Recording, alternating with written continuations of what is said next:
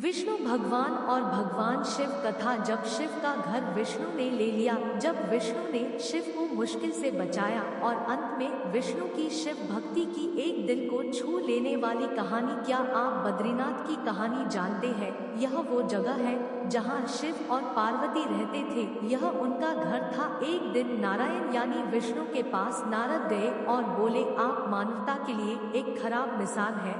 आप हर समय शेषनाग के ऊपर लेटे रहते हैं। आपकी पत्नी लक्ष्मी हमेशा आपकी सेवा में लगी रहती है और आपको लाड करती रहती है।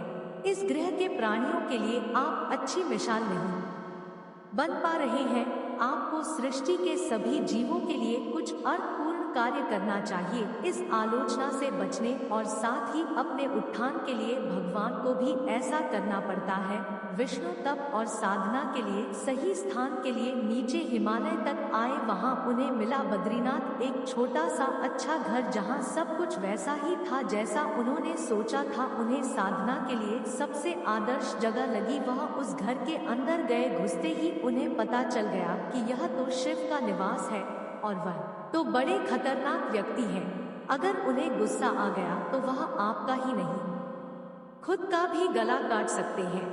ऐसे में नारायण ने खुद को एक छोटे से बच्चे के रूप में बदल लिया और घर के सामने बैठ गए। उस वक्त शिव और पार्वती बाहर कहीं टहलने गए थे। जब वे घर वापस लौटे तो उन्होंने देखा कि एक छोटा सा बच्चा जोर जोर से रो रहा है। पार्वती को दया आ गई। उन्होंने बच्चे को उठाने की कोशिश की। शिव ने पार्वती को रोकते हुए कहा, इस बच्चे को मत छूना। पार्वती ने कहा, कितने क्रूर हैं आप, कैसी नासमझी की बात कर रही हैं।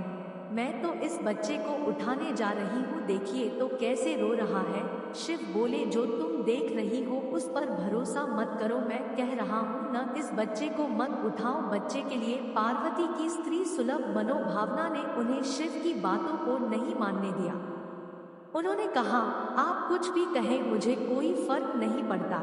मेरे अंदर की माँ बच्चे को इस तरह रोते नहीं देख सकती। मैं तो इस बच्चे को जरूर उठाऊंगी। और यह कहकर उन्होंने बच्चे को उठाकर अपनी गोद में ले लिया।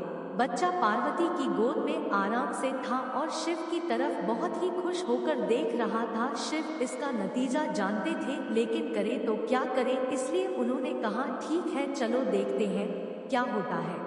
पार्वती ने बच्चे को खिला पिला कर चुप किया और वहीं घर पर छोड़कर खुद शिव के साथ गर्म पानी से स्नान के लिए बाहर चली गई। वहां पर गर्म पानी के कुंड है। उसी कुंड पर स्नान के लिए शिव पार्वती चले गए। लौटकर आए तो देखा कि घर अंदर से बंद था। शिव तो जानते ही थे कि अब खेल शुरू हो गया है। पार्वती हैरान थी कि आखिर दरवाजा किसने बंद किया। शिव बोले, मैंने कहा था न, इस बच्चे को मत उठाना। तुम बच्चे को घर के अंदर लाई और अब उसने अंदर से दरवाजा बंद कर लिया है। पार्वती ने कहा, अब हम क्या करें। शिव के पास दो विकल्प थे, एक जो भी उनके सामने है उसे जलाकर भस्म कर दे और दूसरा वे वहां से चले जाएं और कोई और रास्ता ढूंढ ले। उन्होंने कहा, चलो कहीं और चलते हैं, क्योंकि यह तो तुम्हारा प्यारा बच्चा है, इसलिए मैं इसे छू भी नहीं सकता। मैं अब कुछ नहीं कर सकता, चलो कहीं और चलते हैं।